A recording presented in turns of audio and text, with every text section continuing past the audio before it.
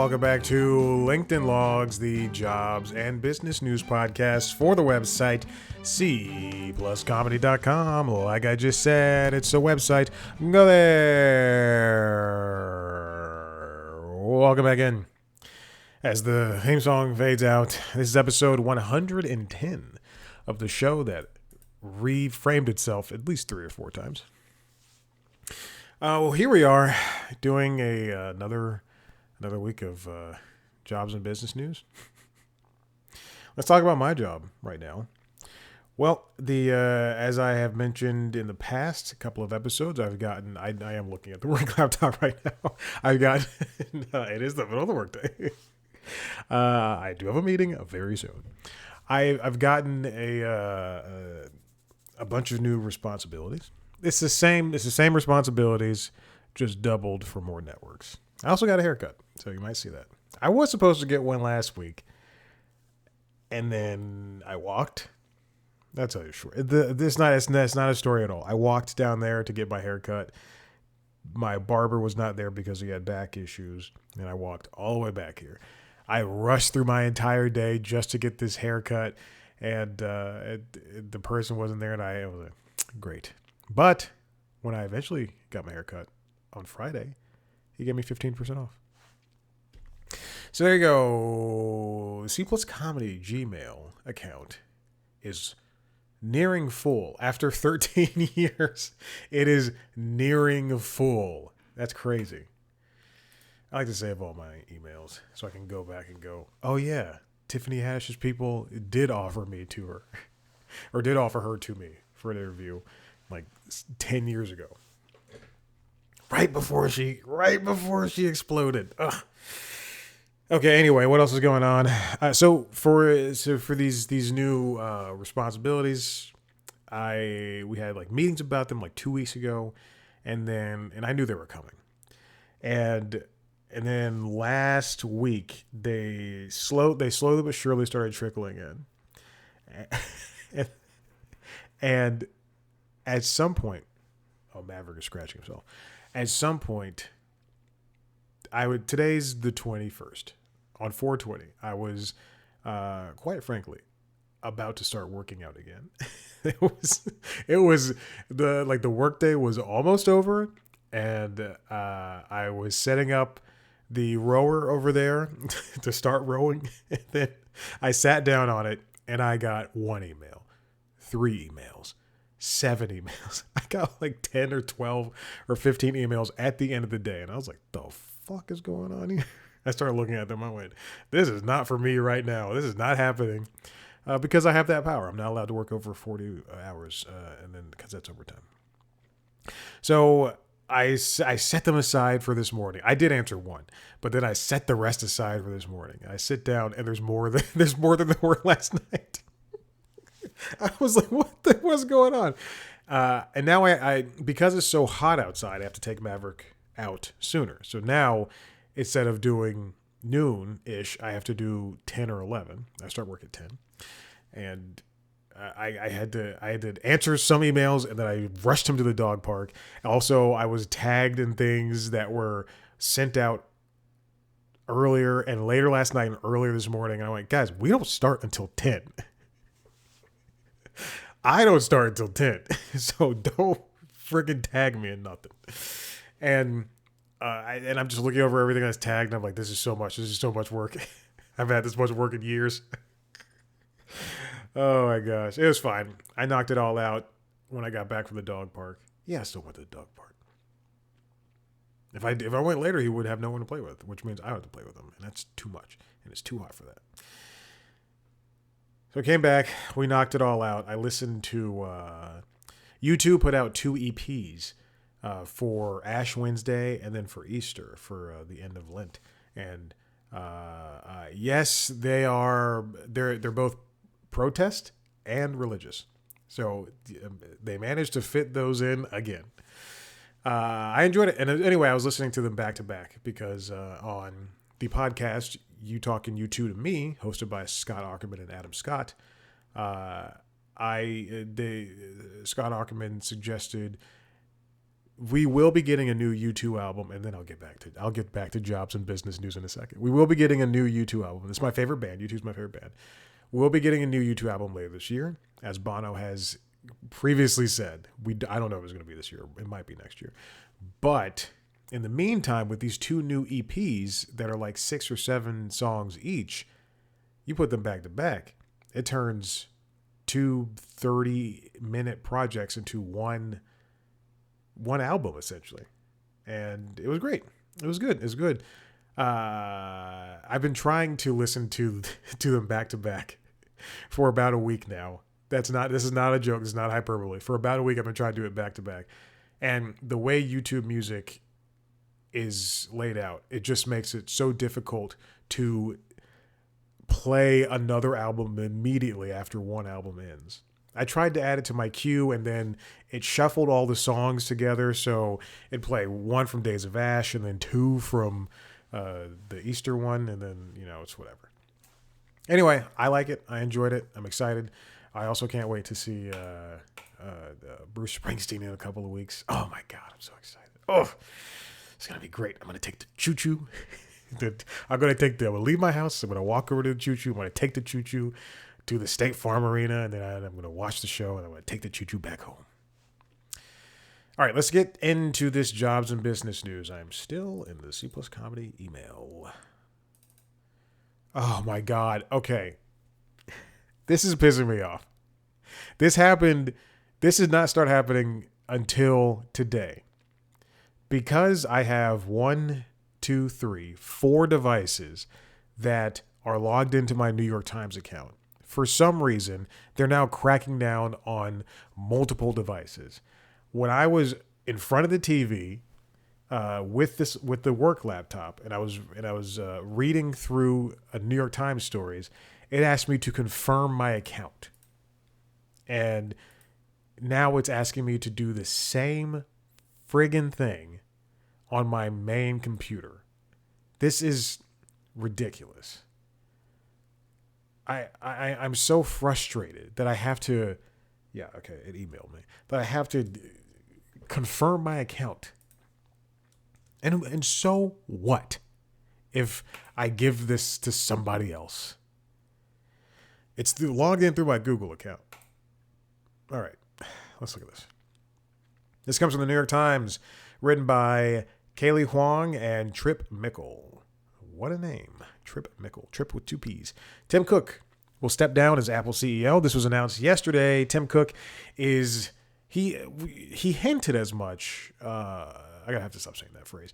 He said this at some point last year, but it feels like this is kind of his swan song. He's been there for nearly 15 years.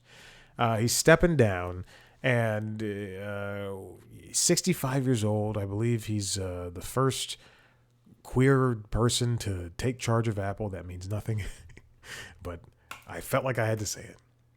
He's going to be succeeded by John Turnus, who is 50 years old, and he's in charge of Apple's hardware engineering. Tim Cook is 65, by the way. Yeah, he aged pretty well. Good for him. And John Turnus, Jesus, you do one thing. John Turnus is, let me see if he aged pretty well. No, that's Tim Cook. That's John Turnus. Okay.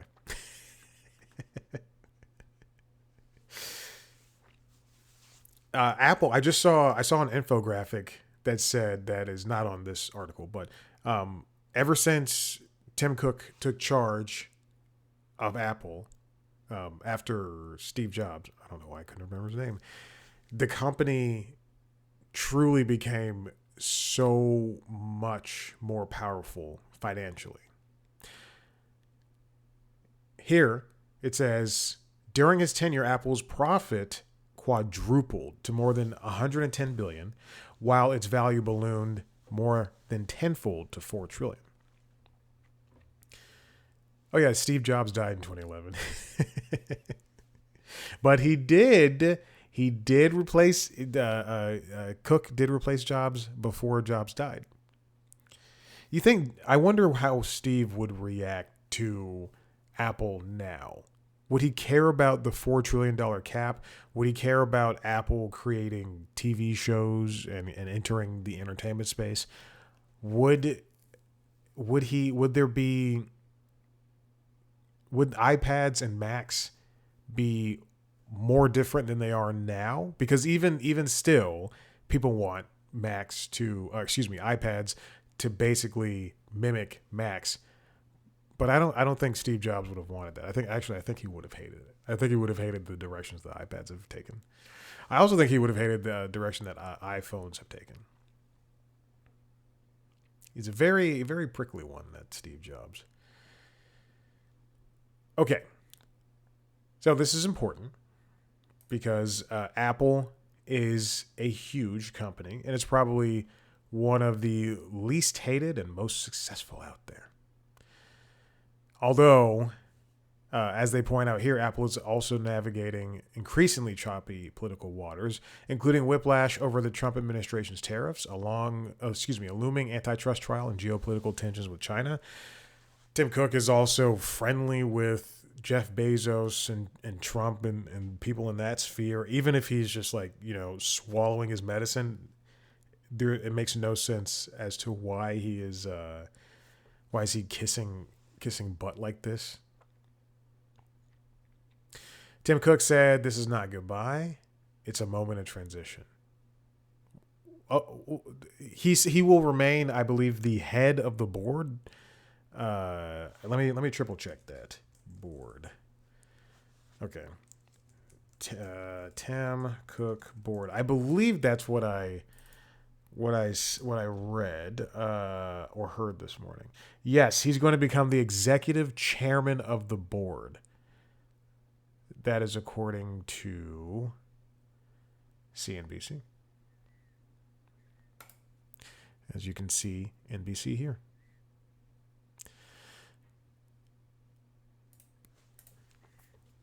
Now, in terms of what is coming up in Apple's new era, this is from the Dealbook newsletter written by Andrew Ross Sorkin, Bernard Warner, Sarah Kessler, Michael J.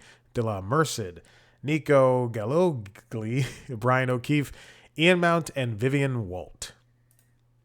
Subscribe to the newsletter. I just subscribed to Joanna Stern. She left the Wall Street Journal about a year ago. And then she was like, "I've got stuff in the works, don't worry." And then I guess she was writing a book this entire time, because yesterday or Friday she announced that she's starting a new newsletter and putting out her book about tech. I like Joanna. She's smart. A very smart person. I like following smart people. Okay. So Andrew created this newsletter on the New York Times, the Dealbook newsletter. Yes, he created this, but he wrote this one about Apple's next, what could be coming from Apple in the following years. In reference to Ternus, John Ternus is the hardware person. He joined about 25 years ago to help oversee products like the original iPad and the Mac. During his tenure, Apple switched the Mac to Apple-made processors, a huge jump in both computing power and energy efficiency, and also, I guess, money for Apple, because Apple Silicon is, while I still think it's a little bit nascent when it comes to compatibility for a lot of things, because when I got this M1 Mac, it was not completely compatible with Adobe products, but it is now. Anyway, still, Apple Silicon's good, and it has caused other companies to start doing their own chips, especially in a point where there's chip shortages and RAM shortages and everything like that. So we're probably going to see an explosion of more chips. Google started doing their own silicon for their phones and maybe their tablets. I don't follow the tablets though. They also don't make a lot of tablets. I think the last time I put out a tablet was like 3 or 4 years ago. Has the Samsung have its own? It has the Tensor chip. I don't know. John Ternus's portfolio is hugely important. In his role as senior vice president for hardware engineering, he's in charge of developing devices that generate about 80% of Apple's top line. Like Cook, he's considered an even-tempered collaborator, an important quality for overseeing powerful executives like Eddie Q, the company's services head. He's a, quote, man of the people, his first boss at Apple previously told the Times. Okay. Here's something that's very important. I saw this in a different piece, but I'm glad. Full disclosure, I have not read this, but I'm glad I've not read this newsletter. But I'm glad that Andrew Ross Sorkin and his beautiful separate eye colors have written this. There's something that's important about Apple in that they have a lot of products, and there's a lot of confusion surrounding how many products are out there. This Mac that I have for work is one of it's a MacBook Pro. So it's one of 3 variants, and because they have the MacBook Pro, and the MacBook Air. So it's one of 3 variants of the Mac family. Plus, there's 4 iterations that you can get within the Mac family. So this is the second or third most powerful version of this MacBook Pro, and it's one of 16. There's 3 different iPads, but the differences are really in the price and the chipset. How many iPhones are there? There's an iPhone SE. There's 1, 2, 3 regular iPhones, and then an iPhone Air. So there's 5 different iPhones.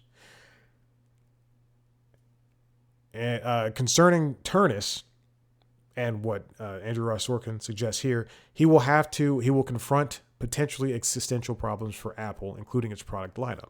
The company has rolled out successful offerings like the iPad, AirPods, and the Apple Watch under Cook, but most analysts think Apple hasn't introduced anything truly transformative in a while. So, Turnus should be tasked with making something different that Apple doesn't already have. I think, and again, this is the second time I've seen this morning, because I saw it in a different piece. If Apple creates something different, we've already seen what happens when it's too different and also too expensive, or just extremely niche. And I'm talking, of course, about that VR headset. What is that called? Oh God, Apple VR. What is that thing called? Apple Vision. The Apple Vision. Not only is it too expensive, it just doesn't make sense for the Apple company itself. And it seems like it's something that's not even supported much anymore. So what can Apple create in order to differentiate itself, not just among its competitors, but amongst the entire technology genre? Then there's artificial intelligence. Of course, we know Apple plans to license Google's Gemini to create a better version of Siri, but obviously investors in Apple want the company to create more AI or a better version of AI itself.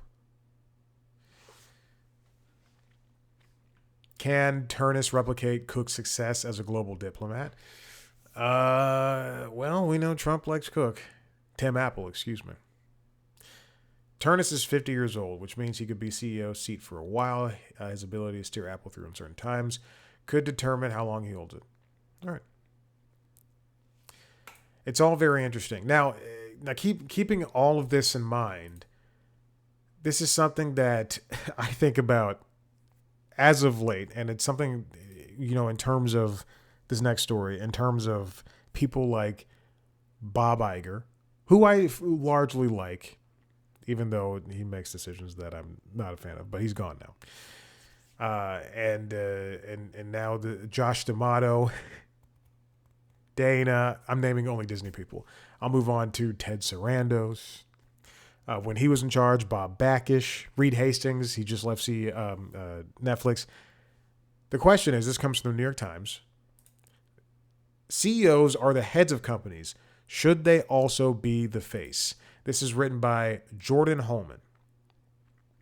Now she's talking about the Burger King chief executive Tom Curtis, um, and referring to CEOs at large. But when you watch a show like The Studio, and it's supposed to be an outlandish look at the entertainment industry, and when people watch it and they're from the entertainment industry like me, we go, "Oh my gosh, this is exactly how it is."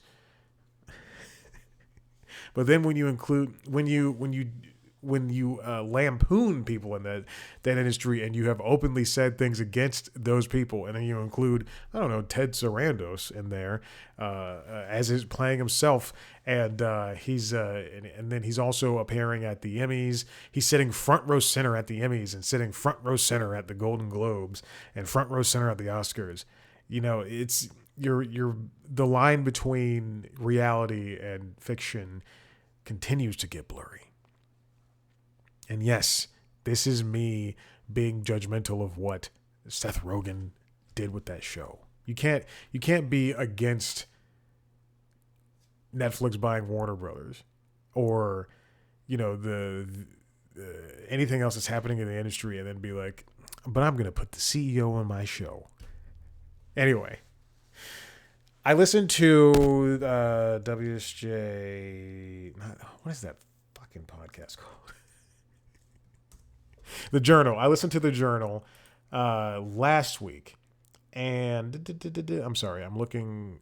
Is it The Journal? Was it The Journal? Oh goodness, it wasn't The Journal. Maybe it was NPR's podcast, NPR Planet Money. Anyway, they had whatever podcast this was. It probably wasn't Planet Money, because I have a bone to pick with them.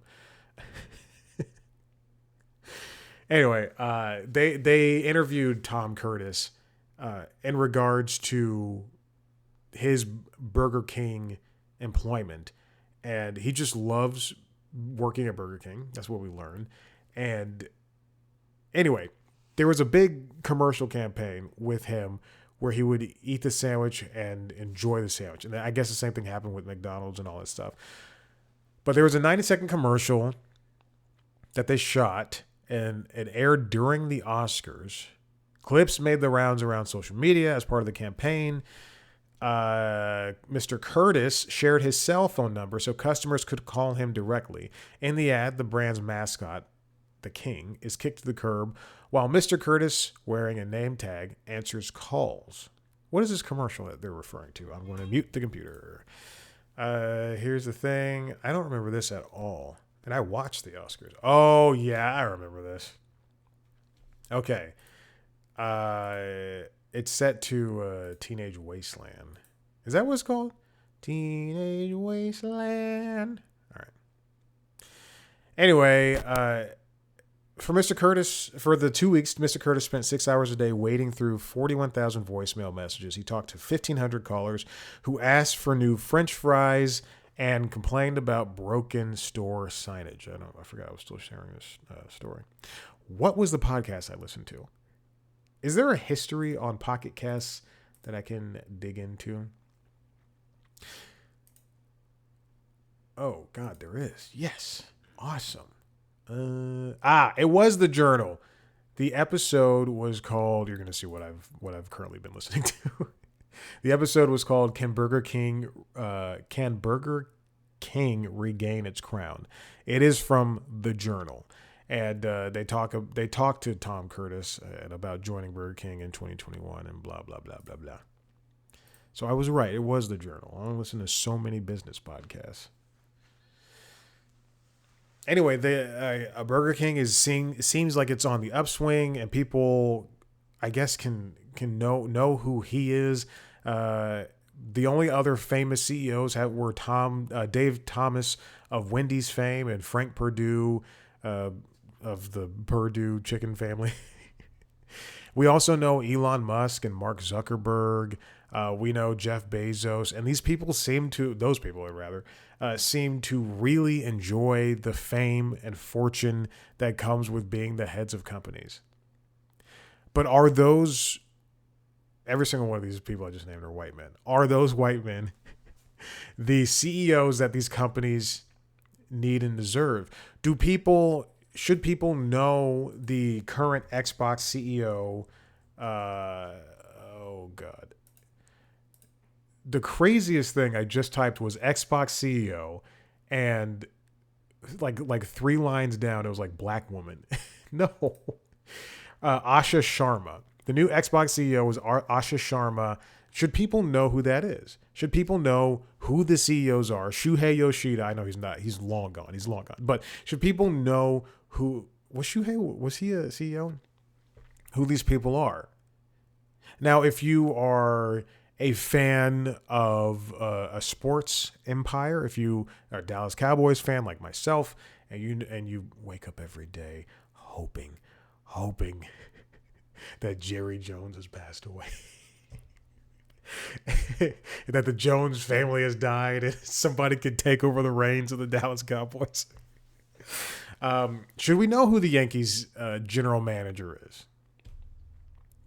Are their faces emblematic of the franchises they owned? If something happens with the company, if something happens with Apple, is Tim Cook to blame? Or now, I guess, Turnus.